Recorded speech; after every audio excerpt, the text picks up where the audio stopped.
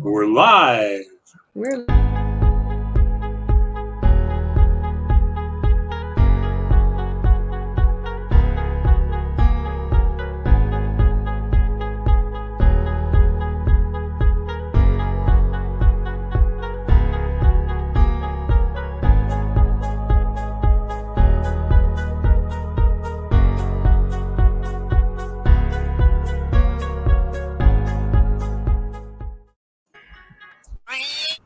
Welcome to the Funny Science Fiction Podcast with Drayton Allen. Hey, everybody. Welcome to the podcast tonight. How's everybody doing? Doing good. Sunday. That's where we're at. Sunday night. Great. It's a Sunday night thing. So, yeah, not doing too bad. Yeah, getting ready for wild and crazy next week. It should be a little hectic, a little busy. So, I was just going to mention there, Tim, I'm a little concerned. I think you're on sand. Of course. After. Of course, it gets everywhere. Sunday fun day. Yeah, well, I'm just worried about, it seems like, you have to worry about critters going through the sand. Welcome, John. Hey, John. It's the wasp. It's wasp-tastic. What's happening? What's-tastic? What's happening? Yeah, so. All right, guys. Well, we got some cool stuff to talk about tonight.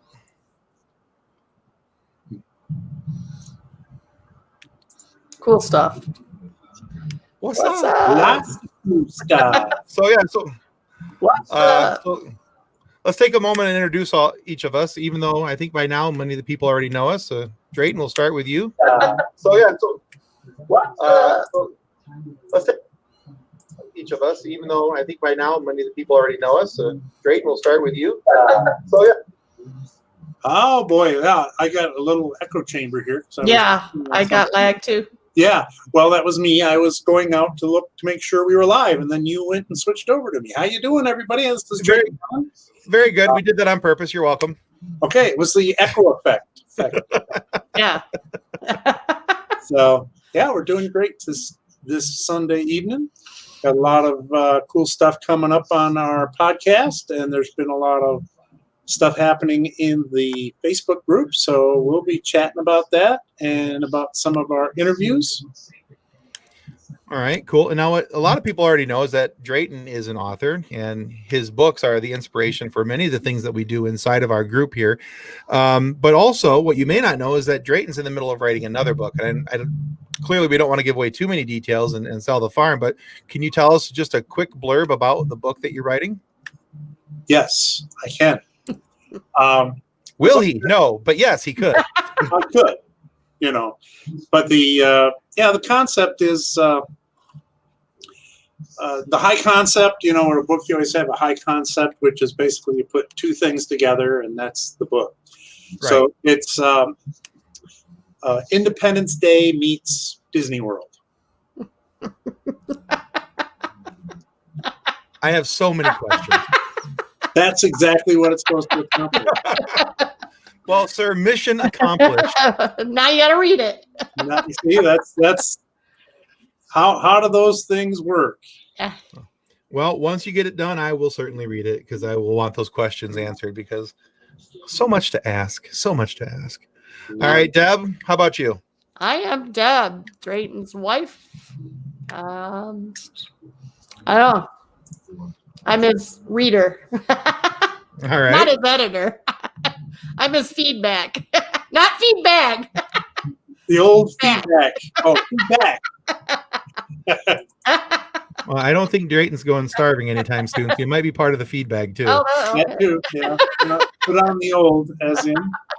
There you go. All right, and I'm Tim. Of course, I'm a friend of the family and a friend of the podcast, and I've helped him out for a while on the Funny Science Fiction Facebook group. So and by the way, if you're not a member of our Funny Science Fiction Facebook group, you really need to come over and join in. We've got a lot of, as Alan likes to say, Drayton likes to say, the giggle-worthy gags and memes. So we've been having a lot of fun recently with some of the stuff about the Mandalorian. A lot of people have been posting about that because, as you know, season 2 has started, and we're going to talk a little bit more about that in a few minutes. But it's a kind of a cool opportunity for if you're not. Hello, Fyros. Fyros 28. Frixos. Fryros. You do and you'll clean it up. Go ahead and put a phonetic spelling up there. Yeah, if you got phonetic spelling, That's definitely we like Fryzos. That's nice. Fryros.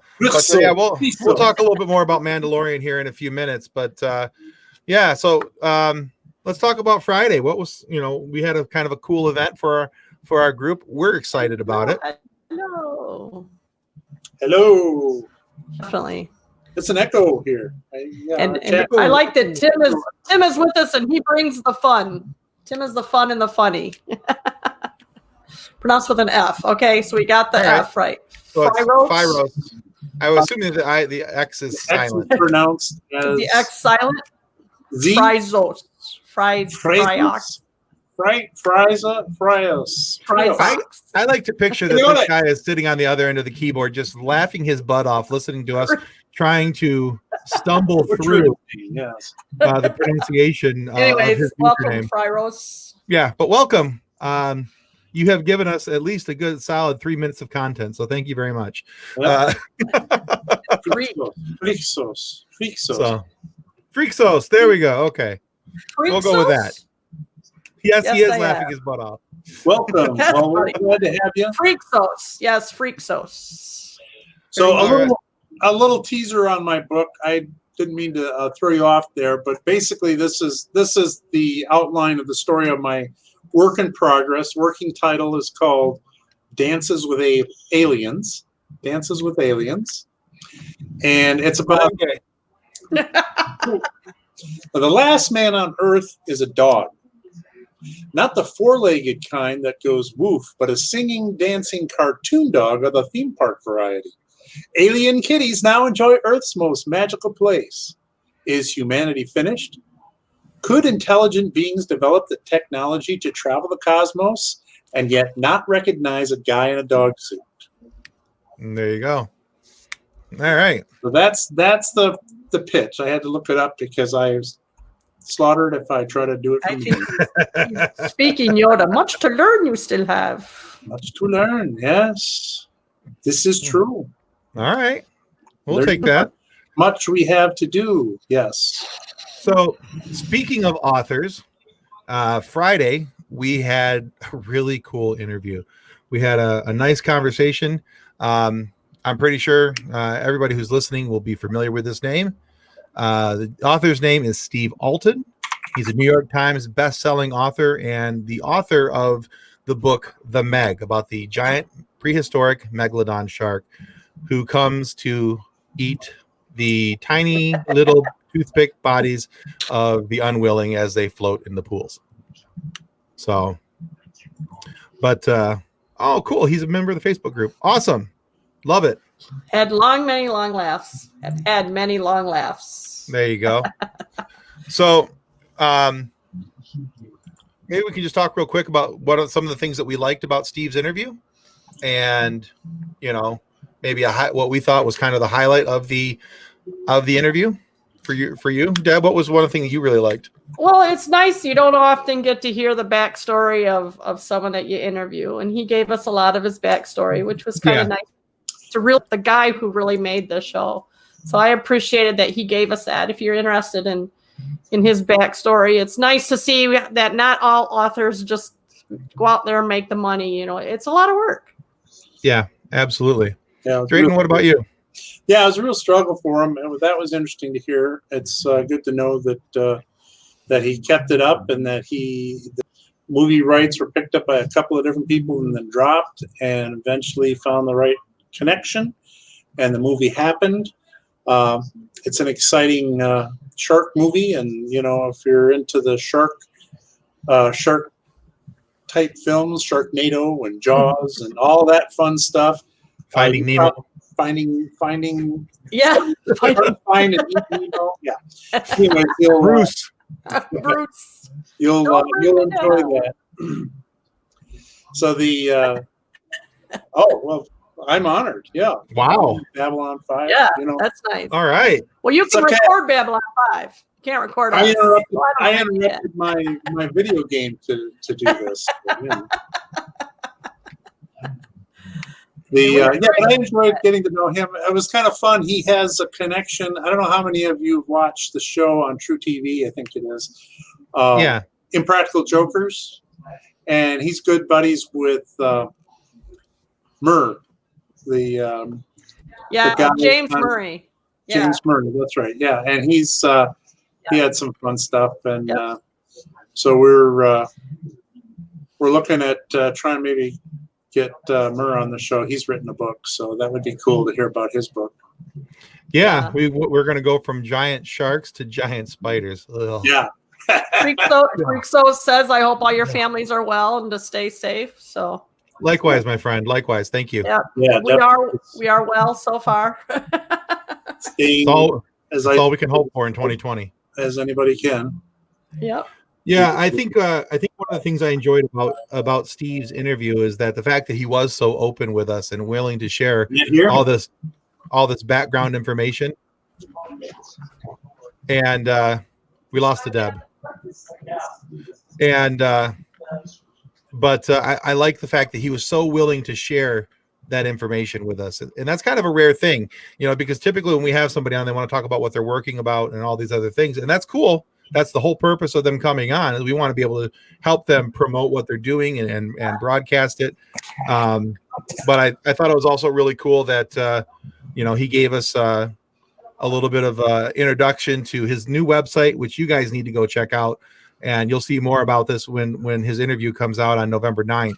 But it's called his website is called Sea Monster Cove, and that is ridiculous. In fact, Murr from Impractical Jokers does a really cool launch video for him on that website about everything, and you can tell that I think he was genuinely scared. I don't think that was an act. I think he was genuinely scared in that video. So, and that will also be included in the interview as well. We're gonna edit a piece in. I was looking for the right word. Yeah, that'd be great to see. Yeah, one of the things that really impressed me too is that the educational aspect of it. He's not just going entertainment value; he's going educational value. So, anybody interested in underwater life and the sea creatures, they're going to really enjoy that website and that. Yeah. Sorry, I ditched the doorbell rang. That's okay. And no my worries. folks can't get the door so very easily. No worries. But yeah, so it's not just that it's like, ooh, it's a shark and it's attacking people, but he's done research on these things. He's, he's bringing knowledge along with it. So yeah, there's the sci-fi aspect of it. Yeah, there's the scared aspect of it. So a little bit of the dramatic side of things, but he's writing some really cool, informative books. Yeah. And it just so happens, I was thinking about this too. You think about as many times as, and we're telling a lot about what's going on in the interview, but you think about how many times he had that movie optioned out, how many different times, how many big names were attached to it, all these different directors and producers and household names that everybody's heard of. And you can think of 7 other movies that some of these guys have been involved with, for it to not take off earlier than it did. Yeah. So I thought that was kind of cool, the way he stuck with it and really went after it. So kind of cool. I don't know how much you said about Sea Monster Cove, but it looks like it's a virtual site where you can just go in and learn a bunch of stuff, and it looks really neat. Yeah, so. I think, I didn't hit a whole lot. I just said that Murr is involved with it and stuff. Yeah. So, yeah, if you want to, you can talk about that for a little bit, for a quick minute. Yeah, I guess there's a monthly fee, and you can become a virtual person in the cove and do different things, and you can even have a hotel, like a virtual. I don't know if it's all virtual or not because I couldn't see it all, but because you gotta. Pretty sure it's all virtual. Yeah. Yeah, but it's really cool. I mean, it looks so real. I kept asking myself when I was on it, "Is this real? Or is this virtual? What am I?" So yeah, the artwork is amazing. what they've done with, I think the subscription fee was like $9 a month, $9 or $10 a month, which but you get like a video game and the hotel and a lot of stuff. You get to see all the private access to all his books, Shark Tank cages and stuff too. So there's a whole lot involved with that. And it's not just sharks; it's the prehistoric monsters. A lot of your underwater, your giant monsters. Yeah, so there's no real biting that's going to go on there, but your behinds will be safe. So very nice. You can keep a mega tooth out of your mega butt. So, but woo. So that's Steve Alton. And just if any of you guys are fans of the Meg, kind of interesting to know. And this also is talked about in the interview, but Meg 2 is in pre-production, and he's got a couple other movies coming out, or the books that have been optioned out and leased out for movies. So it'd be kind of cool to see what some of the others are that are coming down the pipe. If you watch the video of our interview, in his background, you can see posters of some of those coming out. So check them out. Yeah, I was just going to say that. So, and out of Freaksos is asking that out of curiosity, what program are we using to broadcast? Is it Discord? No, we don't broadcast on Discord. So for the interview will both be on here on YouTube for the video end of it. And we'll share a link to this to our Facebook group. But then also for the audio side of the broadcast, for an audio only listen in, you can go to any major podcast destination and you can pick it up through there. Our hosting site, we use Anchor. And Anchor helps us get it out. It's on Apple Podcasts, Google Podcasts, Spotify, and a whole variety of others. So just about any major podcast destination, including Amazon now, you can go and find those. So yeah, if you're asking about what we're using to broadcast tonight, I just put up the logo. We actually are using StreamYard for tonight's live broadcast. That allows us to broadcast on Facebook, YouTube, and Twitch at the same time. Yeah, so we can cross all the platforms that way. So, but yeah, if you enjoyed the Meg and you have a fascination with shark films, you're really going to enjoy his interview. You're gonna love Sea Monster Cove. Matter of fact, I would strongly suggest that as soon as you're done with us tonight, go and check that out. Sea Monster Cove. It is a stupid cool website, and I found myself going through the website going, "Ooh, check that out! Ooh, check that out!" So, so that's that. So that will be out on November 9th. For Steve Alton, and it'll be worth checking out. Now, tomorrow we have another podcast release. So we typically have been going every other week, and we're moving Steve up so that we can get his information out. But tomorrow we have I'm excited about tomorrow's episode and the fact of what's coming out. Alan, you want to talk about that? Tell the fine folks. Sure. Yeah. So we have a few weeks back, we had a great interview with Marcin Swierkat, if I say that correctly. Yep. He's he's the CEO of the board game company Awaken Realms. And so we got to talk about Nemesis, the board game, and about some of the new things that he's got in the works. And so there's going to be some exciting news on our podcast that we're going to be talking about. We're going to share a little bit of that here tonight. The Nemesis game, our son Nick loves it. I have yet to have an opportunity to play it, but Nick is all excited about it. And the folks over there at Awake Realms were awesome. Marcin is a fascinating story how he got into the board game world, and then they designed this board game. They had a phenomenal Kickstarter success with it, and so it's an exciting game. So you're going to want to hear about that. Yeah, I watched a little. I have yet to play it myself. I understand that there's a digital version of it on I think it's Steam, but then there's of course, what we're talking about is the actual, handheld style, board game that you pull out of a box and all that kind of stuff. But it's a really kind of exciting deal there. So if you're a fan of the old sci-fi movies like Alien or The Thing, with those type of concepts, there's sci-fi with just a pinch of drama, even a slight bit of horror to it. It's very, there it is. Very exciting. The game. Yeah. So, so there's an intruder, and you have to figure out who's the intruder and who's the bad guy and who's working against everybody. So it's a cooperative game, but you're also trying to figure out who the bad guy is and who's trying to kill you. So, but we have an exciting announcement about that very board game in tomorrow's podcast episode release, and it'll be here on YouTube, and then the audio versions will be out on the various podcast destinations. So you'll want to be sure to check that out. You'll need to watch the full episode in order to get the intruder alert. Your diet is killing you.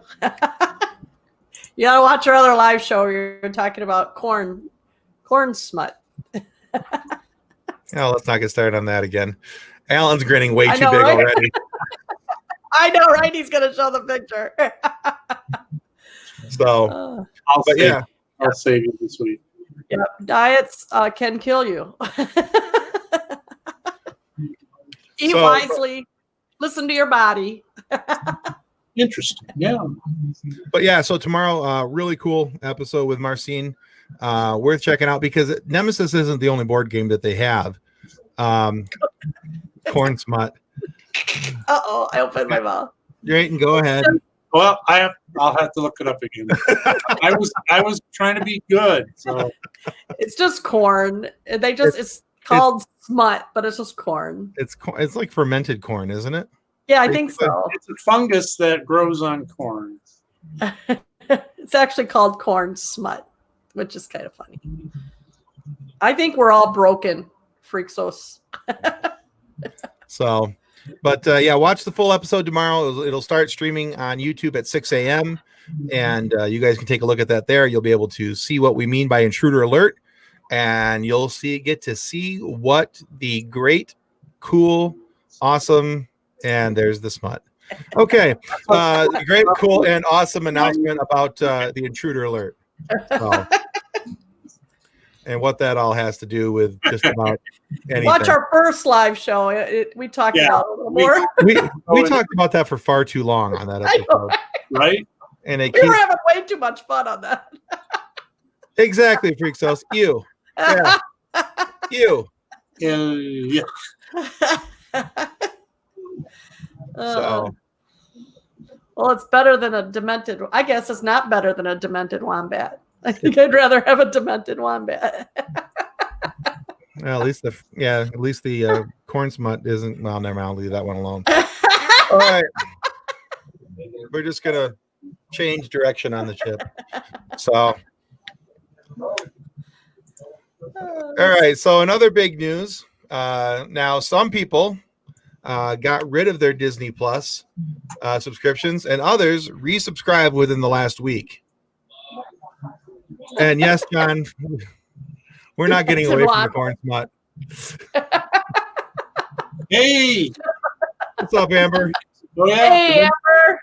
Hey, Amber. Good to see you. Nice to see you, Amber. Amber's a good friend of ours. Well, now we have to show the picture of the demented wombat. We got to help Freaksos. I know, right? Nightmares. All right. Well, again, I'm on a new computer, so everything is in a new place. So, well, there's that. But so a lot of people got rid of their Disney Plus subscriptions, and they went and picked it back up in the last couple of weeks because Baby Yoda. That's right, Kathleen Wass. Baby Yoda has made his return. The child is back, and there's so much cool stuff to talk about. Oh man, this new episode is full of Easter eggs. about past episodes and past things. And Nick shared with us today. Nick is the son of Drayton and Deb, and he's the one who does all our recording and stuff, and makes us look better in our edited videos than we actually are. And unfortunately, the Demented Wombat. Yeah, unfortunately, that's kind of what's happening here. The proctologist. Out of all the places in the body you could have studied, you chose that. Okay. Where no wombat dares to go. Unless they're demented on corn smut. So, but yeah, so there's a really cool video out there, and I want to use the guy's name because I want to give him credit because he did such a good job on the video and bringing all this stuff out. But give me just a second here. It's Screen Crush. Yeah, so if you look up Screen Crush, that's the nightmares. We can't just tune into one of our podcasts and you'll laugh and then you won't have the nightmares anymore. I make no promises of that. That's a Deb only promise. So, so Screen Crush here on YouTube, he goes through and he lists out a whole lot of different Easter eggs that are in this episode of Mandalorian, Chapter 9, The Marshal. So if you haven't watched it yet, you're about to hear a couple spoilers. But it's been out for, almost 72 hours. If you haven't watched it yet, well, don't hang up yet. But so we'll try to keep the spoilers to a minimum. Yeah, we're only going to highlight a couple things. Yeah, he doesn't take off his helmet. Is that a spoiler? No. Okay, so I was really excited that Timothy Olyphant was in this video. I really like Timothy Olyphant as an actor. Plus, he's got a super cool name, Tim. You know, that's right. I thought they were making fun of you. I didn't know who he was. No, that's the name of the actor. He's been on a lot of really cool shows, and I really like him as an actor. So sucks to be all the spoilers. But just say I wanted to watch Dune after seeing the last. Yeah, there's sand everywhere. You know what? I always thought I'll stick to Mandalorian. So I always thought that with the Sand People, that they were just in very small packs, 2 or 3 at a time, and they would kind of go off and do their thing. Now I know that in Episode 2, Attack of the Clones, that Anakin goes into a camp and he kills like them all. But I thought that was kind of an anomaly. No, he didn't kill them all. Obi-Wan killed them all. Darth Maul. Well, he didn't even kill Darth Maul. He only cut him in half. He didn't even kill him. He just cut him in half, and of course, right. Died, we find out later. He helped Darth Maul participate in a half-off sale. Hey, you're not the only one with dad jokes up in here, Drayton. I can compete. It must be a bad one. I didn't get it. Right? It was cut in half off. It was bad. He cut him in half, and they got half off. Okay. That's right. Darth Maul. And you know, the pants, because they cut off the lower half is what didn't survive. So it was the pants off sale. Anyway, pants after that. Yeah, it was definitely Anakin who killed all the Sand People. But yes, Kathleen, we're very familiar with the facepalm. I do it all the time. Mostly my wife when I talk. But so I didn't realize that they were always in that kind of, they would cluster up like that. And then to see them all working and talking, they talk. Who knew? Yeah. I mean, because all I ever saw of them was like, standing on top of a hill going, There's a sound clip for you. Right. I mean, I didn't realize that was a thing. I didn't realize that there was an actual language. It was a combination of the grunting and like, sound effects. What are you doing? That showing what my wife looks like when I talk to her. Just, oh God, he's doing it again. Tim's wife is talking about the Mandalorian. Uh, All right, thank you. I'll be here all week. Try the veal. Ba-dum-bum. Tuscany a lot like U of M fans. Okay, well, we're not even going to talk about that. So I got a question for you. Do you think the Mandalorian with the mask, and like Star Wars has a lot of people with masks, and the stormtroopers, to do that for like editing so they can make these shows in other language? You know, it's like Power Rangers. You know, Power Rangers always has that mask. It's like, and they can say it in any language, in any country, because now I have a mask. Just asking for a friend. I'm asking for a friend. No, I don't think it has anything to do with that. It has more to do with the fact of the script line of the Mandalorians and who and what they are as a group. Now with the stormtroopers, I mean, I've never understood why they didn't take their helmets off, because they didn't, until the Clone Wars came out, and then because they all looked alike. But then when it was actual into stormtroopers, then it didn't really matter, because now they were individuals. And so in Force Awakens, when Finn takes off his helmet, that was kind of like, oh, he took his helmet off, right? Cool.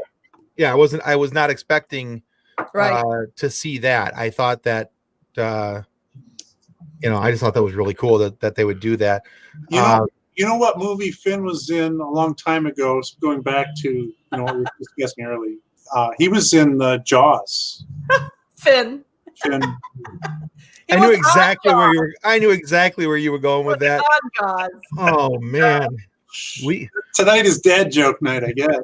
Clearly, Drayton's got jokes on the Meg. Yeah, and he's had an even bigger role on the Meg. And he was in Dory. On Bruce. He was Bruce. Bruce was a shark. Yeah, there we go. Finn. Oh, look at that. There goes all our subscribers. I know, right? And they're gone. So I was kind of interested about what happened with the Sand People and all that. But I have to say, the part that got me fanboy giggling. The Fremen? I'm sorry, Sand People. That's right. Okay. Yes. Yeah, them too. You know why they're talking in single file, don't you? I'm just gonna let you say it. So. I was I was trying to remember. Just asking for a friend. Oh my goodness! This is why we can't have nice things. Now I want to know who was walking single file. Why the Sand People walk in single file? Yeah. To hide their numbers. Oh, okay, right. Couldn't they just cover their test results? My daughter loves the impression of Bruce's shark. Right, who can do the impression of Bruce's shark? Not me. I can do the impression of his friends. Fish are friends, not food. So, but numbers. Yes, I get that. That's not really a joke. I was expecting a joke. But I can't have nice things. It's not me. It's not me tonight, and frankly, I'm so happy about that. It wasn't me. But so the part of Mandalorian the other night that really got me fanboy giggling is when Timothy Oliphant walks in wearing Boba's armor. Yeah, that was crazy cool. And I was like, how did he get that armor? I'm like, it's happening. Everybody, look, it's happening. We're really doing it. You have friends who are proud of you. I know. So proud, Tim. She's just proud that I'm not the one that's breaking all the nice things. Kathleen knows me well enough. But one last thing to talk about the Mandalorian, and then we'll leave the Mandalorian alone. And this is probably the biggest spoiler that we're going to talk about, is at the very end of the episode. So what I'm curious about, so Timur Morrison has been brought in to play a mixture of characters for this season. Exactly. You knew that Boba escaped the pit of Sarlacc. And that's the thing. The only thing that we're not sure of is because Dave Filoni has kind of went both ways on this, that it could be Captain Rex or it could be Boba. Now, the temptation is to think that it's actually Boba. And I think it is actually Boba, having escaped the Sarlacc pit for two reasons. And Screen Crush did a really good job of highlighting this. One is because they show the entrance to a Sarlacc pit. And they say that nothing could, you'd have to eat your way out. And so they're wondering, did, Boba survive in the pit of the stomach of the Sarlacc by actually eating his way out? And then also, seeing as he was knocked in there by a blind guy. Pretty much, yeah. And then also the second half of this is that when Boba turns around, or the character that Timu is showing on the screen, when he turns around, he has this big scar down his face, which could be either one, honestly. It could be Captain Rex. It could be Boba. Captain Rex, having been in so many battles and so many fights through the Clone Wars and then with the Resistance early on, it would be entirely probable that he would have scars on his face, because once he left the Clone Troopers, he never wore the helmet again. So it's entirely possible in some fight somewhere he got a scar. But yeah, so would Disney go with the Boba character? Well, that's the thing. I think that they will probably go with the Boba character over the Captain Rex. That's just my personal opinion. And the reason I feel that way is because Boba has a groundswell underneath him of fans who want to see Boba on the screen for more than 30 seconds. So whether it's small screen through Disney Plus or on the big screen, people want to see Boba Fett because he didn't get the screen time he deserved in any of the Star Wars movies. One of the problems that I have whenever they do the Mandalorian back on Tatooine, all the jokes are really dry.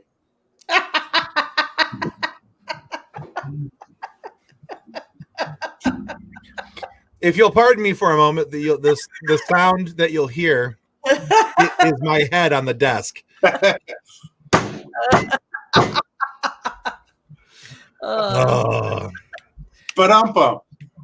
yeah, I don't know if we all are. So, Freakso, so you haven't kept up with the extended Star Wars universe, he says. It doesn't matter. They'll get rid of it in the future. All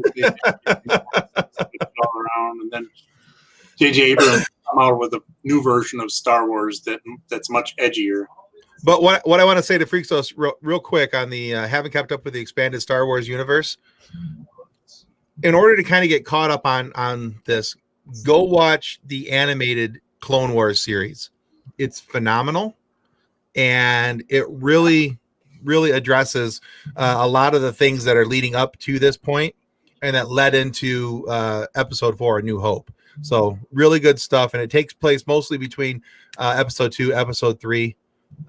So yeah, good stuff. Freaksos has got you, Drayton. He understands your humor. It's gritty humor. Get it? Gritty humor. Sand, gritty. We get it. I am no longer the reason we can't have nice things.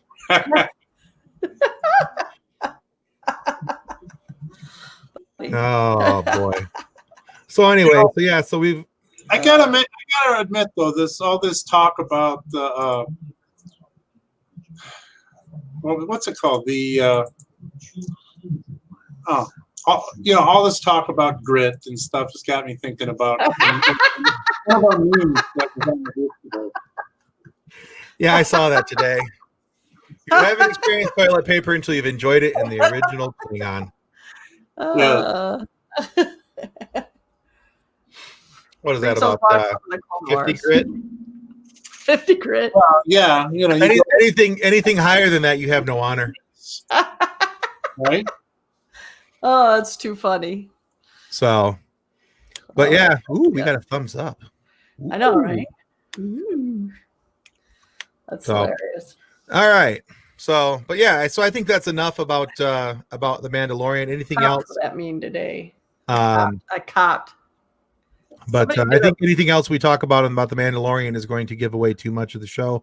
We've already given away quite a bit of it, but there's quite a bit inside of that yet. So my suggestion is, if you haven't watched the new Mandalorian episode, go watch it, and then come back to YouTube and look up the username Screen Crush and look at the Easter egg video that he put out there, and then you're going to want to go watch the episode again. Very fun. Screen Crush nailed that Easter egg video. So yeah, well done there from him. Yeah, I like when Yoda was riding on the bike and he's like, "Woo!" The wind was flapping in his ears. So cute. You guys are like silent.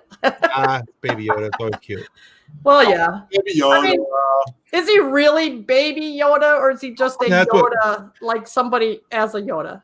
It's the Yoda's touchies. I hate them. So it's not really Baby Yoda, but nobody else. We don't know what Yoda's species is, and so everybody's just child. Nobody knows what you're talking. I think somebody said their species somewhere. Right, so they're just calling him the child. So we have decided that Yoda is a Muppet, and Muppets are science fiction. It's coming back around. I'd like to point out that you decided that. I'm still on the fence. So I don't know. Ask your peeps. Are Muppets science fiction? So we don't know. All right, where are we at in this craziness? All right. So I had to pull up my meme. I made one out of that along those same lines. Yeah. Bones Corning enters lucrative telepair.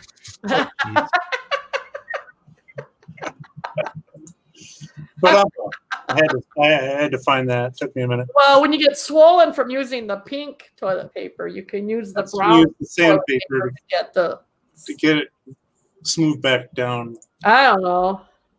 There we go. There's proof.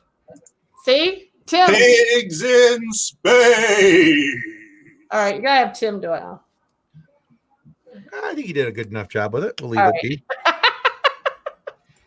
That's funny. So, do you guys have like a science fiction object you have in your house? Or a collection? What do you got? I'm still sticking. You still have the lightsaber blender that you can still get for $5 off. By the way.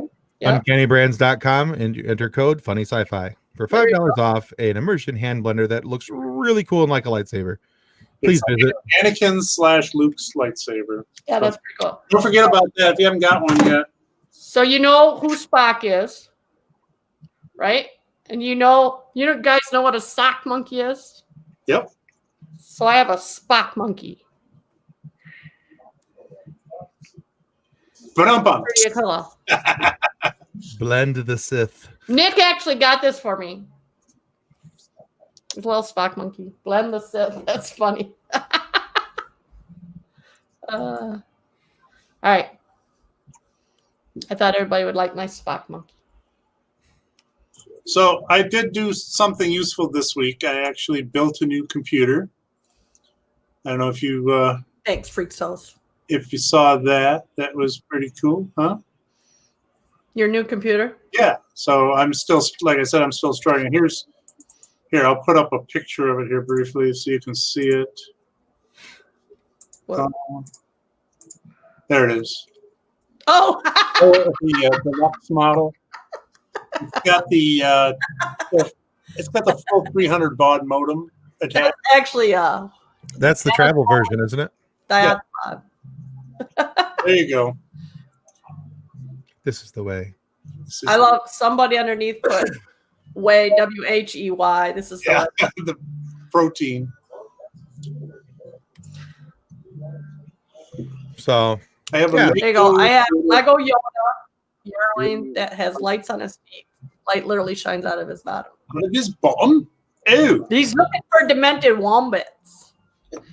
Demented wombats? That might actually keep the wombats away. Legos are awesome. They have so many Star Wars Legos. It's amazing. I just saw a keychain of Han Solo in the carbonite. Yep. Key ring. Yep. Did the Queen make him a carbon knight? Wow. Wow. I can hear my laugh in the other room. Wow. Yeah, it's a key. Carbon of night. Sir Han of You are Solo. Sir Did Elon. did you take a long nap this afternoon or something? Because you're Sure. full of it today. What about being Sir Pizza? Night Wait a somebody. minute. I mixed my senior vitamins with something. Well, whatever you mixed it with certainly wasn't vitamins. It's a whole new meaning to pillage, doesn't it? Yeah. I was pillaging. Pillaging. We've got about 15 minutes left of our insanity here. Yeah. Taking notes. Yes, you must learn dad jokes. It's a requirement because the proper torture of your children during the teenage years is a valuable skill. I have a website to send you, John. You can thank me later. I don't think you need to learn them. I think being a dad, they just come to you. So yeah, but yeah, we've got about 15 minutes left. If you guys have any questions for us, our opinions on things, our feelings on things, if you want, Drayton to recite his top 10 favorite dad jokes in ye old English, So, I'm going to go on a limb here and just anticipate what they want. More wombats. More proctology. Okay. More demented wombats. Well, maybe they want to see my pink Pokemon Go Mewtwo cut. Ooh. Isn't that awesome? I love it. I like Hey, it. Hey, diddle diddle, the cat and the fiddle, the cow blew up on the launch pad. My dad told me this when I was 8. See? We don't scar the children when they're young. Who will grow up to be the dysfunctional adults that will join our science fiction group? When we ate lamb for dinner, Al told the boys they didn't know what it was. It's mutton. And they goes, you know what mutton is? They go, no. He goes, well, let me put it this way. When you go to bed tonight and you count sheep, one will be missing. No, don't tell that to our children. Oh boy, oh boy, oh boy. Yeah, and All lamb is good on pita bread. Oh, you Brad, not the group that wants you to eat only trees. Okay. Does PETA eat pita bread? I don't know. I'm sure they have something against that too. PETA people. So Porilleros. PETA people eater. Purple people eater. Gyros. Heroes. Well, since we're not getting any questions, and that's fine. That's not a big deal. The whole show is questionable. They want to hear us ramble. The whole show's been questionable. That's true. So they kind of like are at a loss now. All right. At this point, they're like, look, we're in 47 minutes into this thing, and we've heard 29,000 dad jokes. So well, that reminds me of another one. 2 men walked into a bar. The third one ducked, and he didn't hit it. That's kind of what Freaksos just said about the mouse. That's what made me think of it. Yeah. Hickory dickory dock, 3 mouse right up the clock. The clock struck 1. The other 2 got away with minor injuries. The clock struck 1. Get it? Oh, I got it. I wonder if they were wearing the proper gear. Well, I know a mom used to sing her kids. What was that? Go to sleep, little creep. Stop your breathing, little heathen. Lie dead in your That's bed. so wrong. It was not me. Well, before we sign off here, let's take a quick minute to talk about our Red Shirts, Widows, and Orphans Fund. Now, you may have noticed that except for Deb, because she's drinking out of a pink cup. Oh, she's got it with her. Never mind. So we have these super cool coffee mugs. It says, I gave to the Red Shirts, Widows, and Orphans Fund. Now, if you're familiar with our group, we talk about the Red Shirts quite often. So, of course, we're familiar with Red Shirts because of Star Trek, but also Alan's book, which the name I always slaughter. Alan, the name, please. Line. Custodians of the Cosmos. Custodians of the Cosmos. I actually knew it this time, and I was just too afraid to say it. So anyway, Custodians of the Cosmos, in that book, he uses the red shirts and creates a fund for them, the Red Shirts Widows and Orphans Fund. Now, we've talked about this many times, and now it is a actual real charity that we're using to benefit a great group called Wish Upon a Teen. Wish Upon a Teen helps redecorate children's rooms in hospitals when they have to stay there for an extended stay. So, yeah. So if you go to DraytonAllen.com, you can get any of that merchandise. 100% of the profits go to Wish Upon a Teen, and it helps them help a sick kid who's having a rough time in a hospital, because frankly, nobody wants to be there, and they do their best to try and make the rooms somewhat presentable and enjoyable, but they're still not what a kid's going to want to stay in, especially when they're there for a month or more. And my personal experiences with my daughter, we were in the hospital for 97 days, and they came in and redecorated her room, made it a beach theme. It was really very cool. So wonderful organization, great group of people. If you are not a fan of Star Trek and you don't want one of those awesome shirts, you don't want thank you, it is a great cause. And you don't want a coffee mug or a phone case, a magnet, or there's a pin you can put on your jacket or hoodie, whatever. There's a bunch of different stuff that you can get. You can always go to wishuponateen.org and make a direct donation to them. For only $250, you can sponsor. There we go. Sponsor. That's the word I was looking for. For only $250, you could be a sole sponsor of a room and help a child enjoy their stay as much as possible. Once, at a time when they don't want to be there. But there's some great stuff there. I'm not wearing my red shirts, my red shirt t-shirt tonight. I'm actually wearing a Baby Yoda shirt, but it would blend in with my green screen, so I can't really show it. But now I know when you go to the site to get those shirts, you can get the hoodies and the other shirts in different colors. They don't just come in red. Right. It could be any color that you want to get them in. But we always just call it the red shirts because of course, being the Star Trek thing. Being red shirt. Now, here's the thing. For the rest of tonight, and I think tomorrow, all that merchandise is on sale on TeePublic right now. T-shirts are starting at only $13. And I'm posting a link right here. Right there. You can find that. And go there and check it all out. So tpublic.com, you look at that t-shirt, and underneath, as you scroll down, you'll find the hoodies, the baseball style t-shirts, the baseball style are the ones that are 3/4 sleeve. There's baby clothes, onesies, and kids hoodies and t-shirts. And so but like I said, if you don't want to buy the merch, completely understood. Please go to wishuponateen.org. Excuse me. Go to wishuponateen.org, and even if you can only give $5, your $5 along with somebody else's $5, along with somebody else's $5, it all adds up, and they would be extremely grateful for anything that you're able to do. I found a line in Drayton's book. Excuse me. I found a line in Drayton's book. I'm gonna read it. Okay, go for it. I just thought you got bored with the show and decided to read.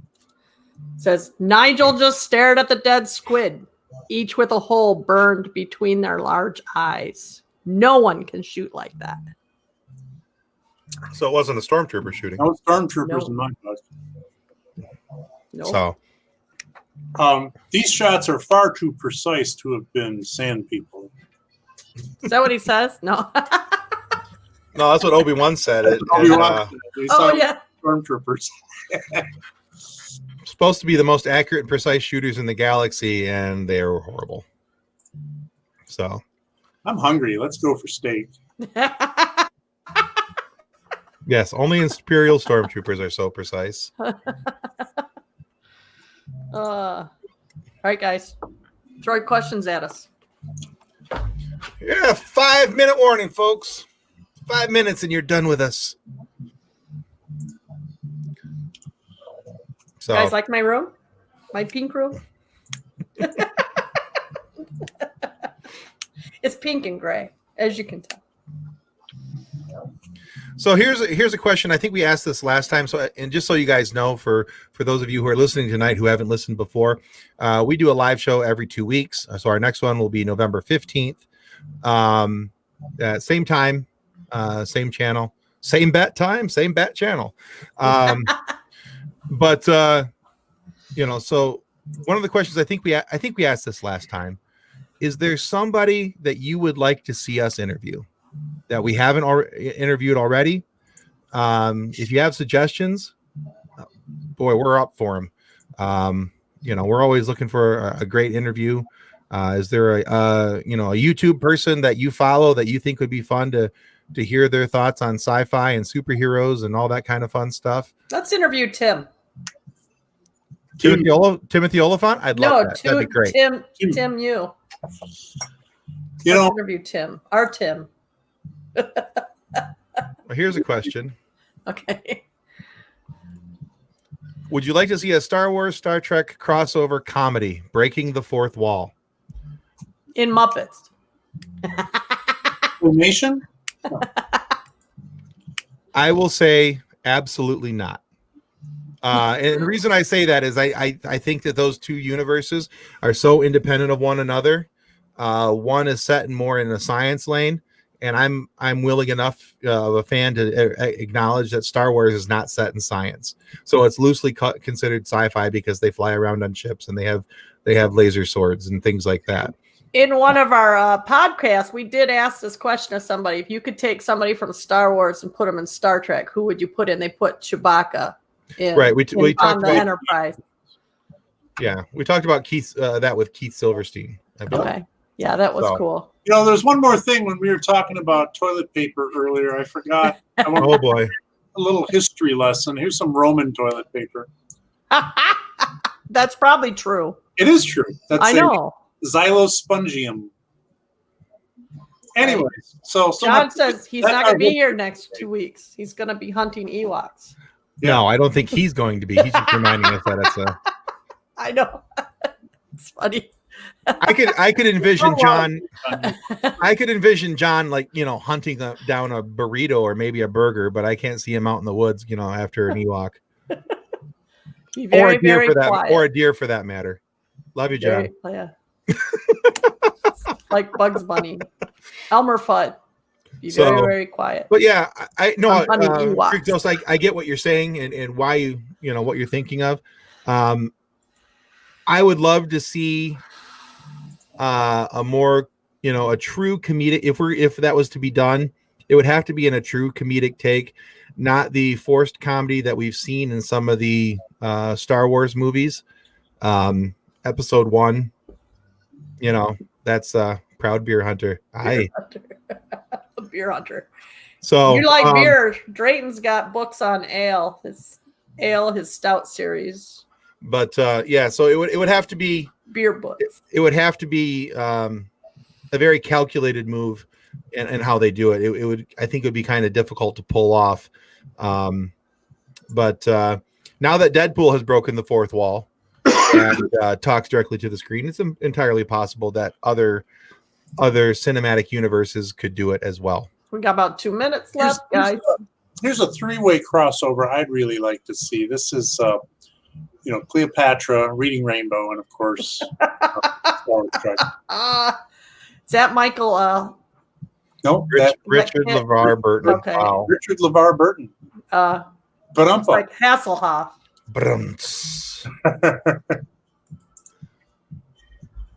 That's kind of where I was going regarding Deadpool. Yeah, that makes sense. I get exactly what you're saying, and I just think that if it was to be done, I would prefer to see it not be done. But if it was done, it would have to be done with actual comedic writers who understand timing and delivery, and not the forced humor of episode 1 and the cringy writing of episode 2.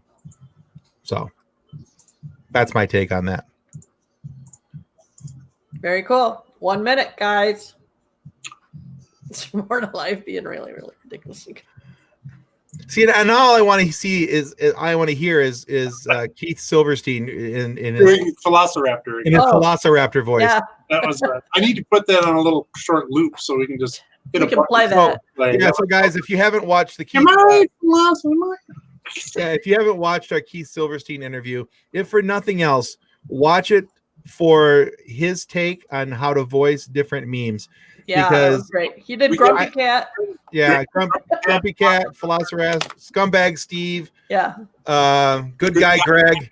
Now you Yeah. can hear what they all should have sounded like. Should have That's sounded funny. like, yes. And frankly, from this point on, in my head, that's exactly what they sound like now. They all have a voice. And his Velociraptor Was the best, yeah. oh yeah, that set the tone. That was That perfect. was awesome. So, but that's our hour, guys. 8:00, guys. 8:00 on the dot. This is I where think we you guys end have things. wasted another hour of your life. Another With us. good hour of your life has been The waiting. hour that 2020 gifted you with the fallback, we have stolen back The away back. from you. I hope Al. you're happy. Drake Al and on the Al back. in the This pack. is my singing group I was in the 70s. Don't big put my hair, face on. especially the big hair 80s more. Look at your faces on that one. Yeah, I put it there. All right, we got to wrap this Put up. your guys' face on the other two. Well, we had a lot of fun tonight. We hope none of you were seriously scarred or emotionally, mentally, or otherwise. And thank you again for tuning in. And in another 2 weeks, we'll do this again unless the FCC intervenes. But bye for now. If you weren't happy with tonight's show, please email us with precise GPS coordinates so that we can have Neelix come over and bake you a cake.